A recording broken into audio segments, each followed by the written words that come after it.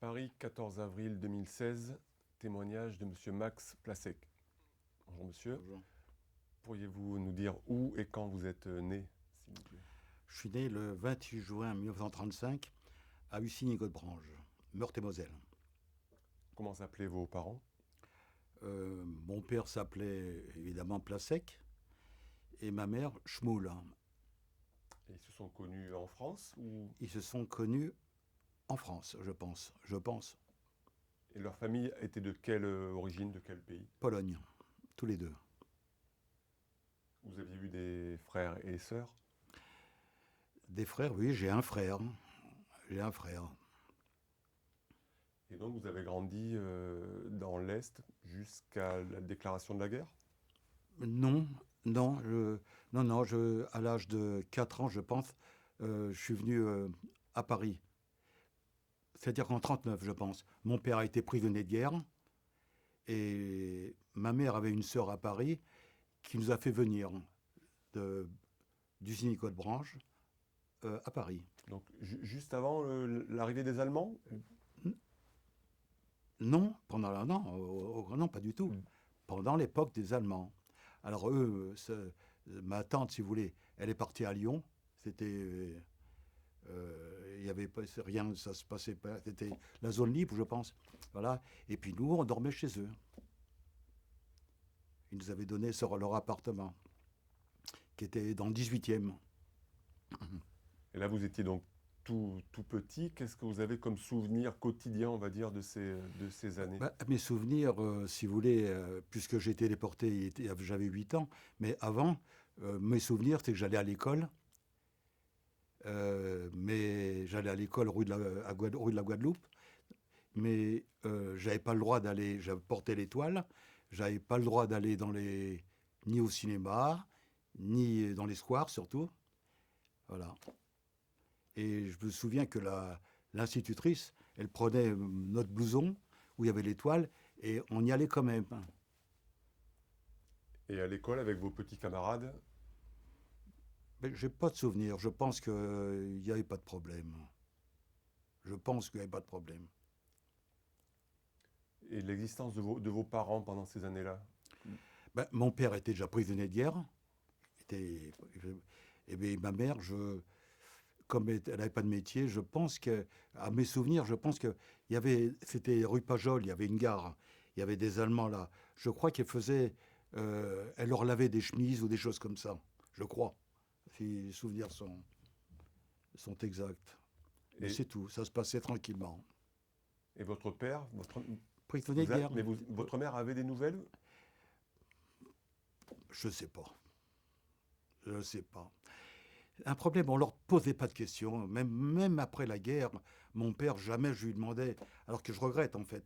Parce j'aurais pu voir beaucoup de choses, j'aurais pu savoir beaucoup de choses. On ne parlait pas, on ne demandait pas. Voilà. Et j'imagine que vous étiez du coup très proche de votre frère. Les proches de mon frère, hein, Vous étiez proche de votre frère? toujours, hein, toujours. On est toujours ensemble, même encore maintenant. Très proches, on ne s'est jamais quittés. Et vous parlez de l'étoile, du port de l'étoile à partir de 42. Ça, c'est votre premier vrai souvenir d'enfant juif, on va Oui, dire? oui. Je sais que je crois que j'ai beaucoup pleuré. Et mon oncle m'avait cousu ça, et puis il m'avait dit, tu verras, c'est beau, tout ça. Mais c'était le souvenir. Mais je me souviens pas si j'avais peur ou quoi. Mais lui essayait de me donner que je pleure pas, que je sois bien, même avec mes petits copains, quoi. Mais je portais l'étoile. Et à la maison, vous meniez une existence difficile, précaire, vous mangiez convenablement? Non, difficile, oui, parce que Euh, on me souvient qu'on avait une concierge. D'ailleurs, je pense que elle nous a peut-être un peu dénoncé parce que en revenant de déportation, on a été voir le commissaire et on lui avait dit, mais je pense que le commissaire lui-même était déjà dans le coup. Alors bon, ça s'est passé, il y a rien eu. Mais je me souviens qu'on pouvait, chaque fois qu'on jouait dans la rue, elle nous engueulait parce que on montait on habitait au premier étage. Alors, elle nous disputait cette concierge, qu'on faisait du bruit, tout ça. C'est le souvenir que j'avais. Une sale bonne femme. Antisémite, je pense. Et peut-être que je pense qu'elle nous a un peu dénoncés. Mais quand on est revenu, tout était vide. J'ai même pas une photo de ma mère. La seule photo, c'est celle que je vous ai montrée. On n'a rien. Vide. Et vous connaissez bien sûr la date de votre arrestation. C'était une rafle ou ils sont venus exprès chez vous, les policiers? Si, je me souviens. C'est-à-dire que ça s'est passé plusieurs fois. En fin de compte, on a été raflé une fois. Et on nous a emmenés au métro La Chapelle dans une cour. On était beaucoup de monde, ça je me souviens. Mais ils nous ont relâchés en nous donnant un papier comme quoi on ne nous prendrait pas.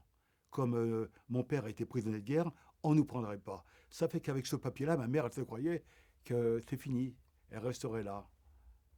Mais la deuxième fois, ils sont venus, je me souviens, ça aussi, ils sont venus, les Français, la police est venue, et ouais, c'était la nuit, enfin, au début de la journée, et ils sont venus chez nous, ils ont frappé, ils sont rentrés, et, ma mère voulait prendre des affaires, je me souviens que la police a jeté les coups de pied, vite, et puis voilà, on est parti, et on a été arrêtés là.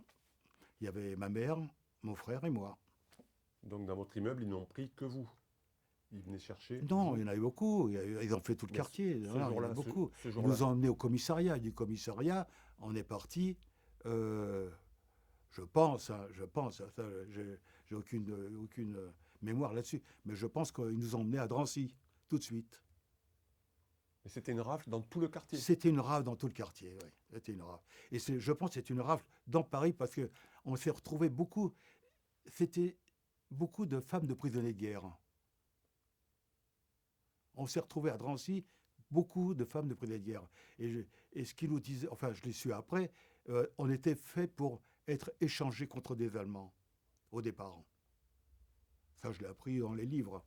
Mais c'était ça, bon, voilà. Vos parents étaient de nationalité française. Non, non, polonais. Non. Et vous savez si votre mère a été recensée comme juive en 40? Écoutez, vous me demandez s'ils étaient français. Mon père était polonais, n'empêche qu'il s'est engagé comme volontaire et on l'a foutu dans un truc volontaire juif, alors qu'il s'était engagé pour défendre la France. Vous vous rappelez du nom de l'unité ou... Oui, c'était à la Gronsbé. Il était près d'Hanovre. Et en fait, Bergen-Belsen était à une vingtaine de kilomètres de mon père. Mais ça, je l'ai su après. Et l'unité combattante où il a voulu s'inscrire? Non, je pense que il fallait s'engager. Je pense, il y avait des annonces. Mais je ne vais pas poser de questions. Tout ça, je regrette maintenant, mais on ne sait pas parler. Avec mon père, on ne sait pas parler. En plus, après la guerre, il s'est remarié avec une femme.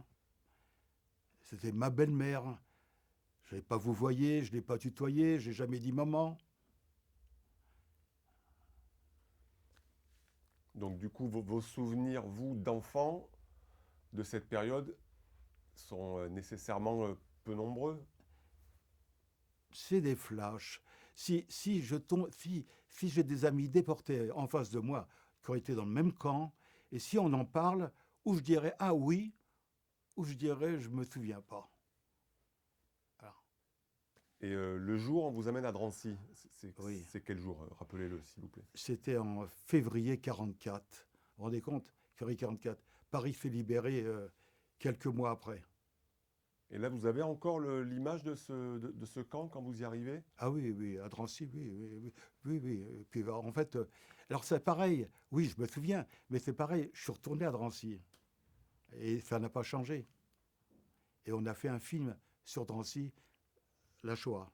Et je suis dessus, on en parle. Mais je me souviens un peu de Drancy. Je me souviens. C'était pas trop mal. Le seul problème de Drancy, c'était que tous les jours, il y avait des départs. qu'on disait où vous allez, on disait on va à Pichipoy, on ne savait pas où on allait, mais tous les jours c'était les départs. Mais si vous voulez, c'était du gâteau par rapport à Bergen-Belsen. Mais Bergen-Belsen n'a pas effacé vos souvenirs, les quelques souvenirs que vous avez de Drancy. Vous avez Mais, encore quelques souvenirs. non, mais Drancy, bon, on avait à manger, on dormait, si vous voulez, par terre, on est beau dans des dortoirs. C'était pas le luxe, mais enfin, ça allait encore. Ça allait. Et vous avez été séparé de votre mère ou vous étiez... Non, toujours j'étais avec elle. Toujours. Mon frère et ma mère et moi, on a toujours été ensemble. Alors, combien de temps êtes-vous resté à Drancy? 4 mois. 4 mois à Drancy. De février à avril. Voilà. Et là, vous n'avez... Mais tout le monde partait de Drancy. C'était les départs. Il n'y en avait pas qui restaient là. On était là et ça aussi, je me souviens, on appelait les toilettes le château. Parce que les déportés mettaient les bijoux, ils les jetaient.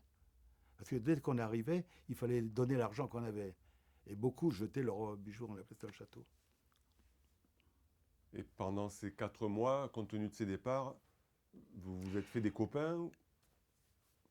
Mais on jouait, il y avait des wagonnets, on jouait, ça allait.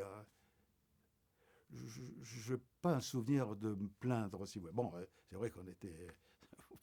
c'est dur à dire ça, mais enfin, ça allait.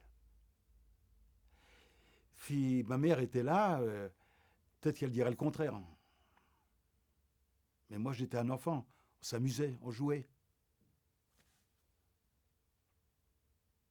Et donc, cet épisode, ces 4 mois se sont arrêtés quel jour?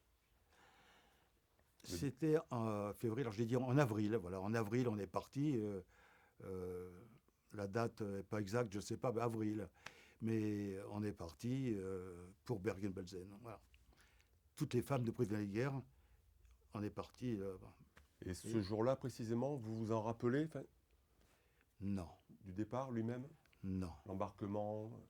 non, non, je ne me souviens pas du tout. J'ai jamais cherché à savoir, en fait. Parce qu'on a des réunions de déportés.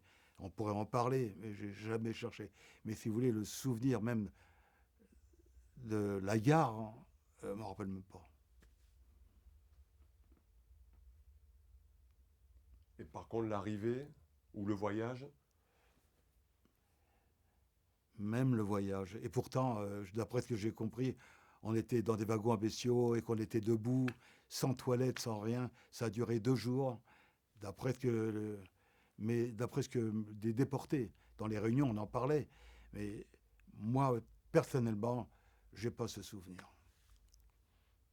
Alors, du coup, votre premier vrai souvenir de Bergen-Belsen, celui qui vous reste aujourd'hui? Mais les souvenirs de Bergen-Belsen, c'est quand on arrive, on dépose, parce qu'on avait nos valises, tout ça. Vous savez qu'en fin de compte, la même chemise, je l'ai eue pendant 1 an et quelques. On était habillés, on n'avait pas les trucs rayés, on avait nos vêtements personnels. Voilà. Les souvenirs, bon, ben, arrivé là-bas, on nous donnait chacun avait sa timbale et sa cuillère pour manger, chacun, tout le monde avait ça. Et voilà, et puis la vie était... on ne travaillait pas là-bas, enfin, il n'y a que les hommes qui travaillaient, je crois qu'ils avaient une usine de cuir, de chaussures, ils coupaient les cuirs. Mais les enfants, ils ne travaillaient pas. On attendait la soupe, on attendait à manger. Mais on crevait de faim. Bergen, c'est la famine. Les gens mouraient de faim. Des souvenirs, oui, dans les chambres, il y avait des morts. Les morts, c'est des morts. Au départ, tous les jours, il y avait les morts qui les mettaient devant les baraques, et puis il y avait une espèce de charrette qui passait et qui prenait les morts. Et qui allait parce que c'était compartimenté là-bas. Il y avait les Français, il y avait les Hongrois, il y avait les Hollandais, il y avait, enfin, chacun avait, c'était séparé. Alors voilà, ils passaient partout, ils prenaient les morts. Mais au bout de 6 mois, 8 mois, il y en avait tellement, il restait. Et un souvenir, moi je pense toujours, comment que ça se fait, je me fais des idées, ça, comment que ça se fait que tous les morts étaient à poil? Parce qu'on prenait leurs vêtements. Dès qu'on voyait des morts, on prenait ses chaussures, on prenait son pantalon. Extraordinaire, ça. C'est vrai que les photos, on voit que ça, ils sont tous à poil. Et alors, à l'époque, vous êtes un enfant de 9 ans. Est-ce 8 que ans. vous... 8. 8 ans, pardon. Comment peut réagir un enfant de 8 ans face à ses premiers morts et à cette horreur? C'est quelque chose... On ne réagit pas, c'est des morts. C'est dans la vie. On- ici, vous voyez un mort, c'est terrible, mais là-bas, non, c'était dans la vie, ça. Dans la vie. Ce qu'il y a, c'est... En plus, on était tous malades, on avait la dysenterie, ça a été... les poux. Alors ça, je me souviens, les poux, on avait les chemises dans les coutures, là. On se les tuait, tu vois. C'était les poux, les poux, les poux. On avait tous des poux. C'était dans les coutures, ça nous grattait. Et ça, enfant, je me souviens de ça. Et on dormait, vous savez, dans les 3 étages. Nous, on dormait là-haut. Et si vous voulez, les hivers, il faisait tellement froid. Il y avait un truc de... Comment on appelle ça? Une petite chaudière, une petite... Ouais. Et les planches, les chambres, les lits étaient des planches. On prenait les planches et on chauffait comme ça. Ça fait que... il n'y avait qu'un matelas et on n'avait plus d'assises. Et votre mère, là, vous avez des souvenirs d'elle dans le camp? Enfin, comment elle était avec vous? Écoutez, j'ai un souvenir, mais je ne sais pas si c'est vrai. Je ne sais pas si c'est vrai, parce que j'en ai parlé à mon frère, il me dit, mais non. Moi, j'ai un souvenir que, vous savez, quand les déportés arrivaient, ils avaient leurs valises et puis ils avaient leurs affaires. Et ils les mettaient dans un coin. Bon, après, ça partait ailleurs. Et mon souvenir, c'était que ma mère avait piqué un morceau de pain, chez des déportés qui arrivaient.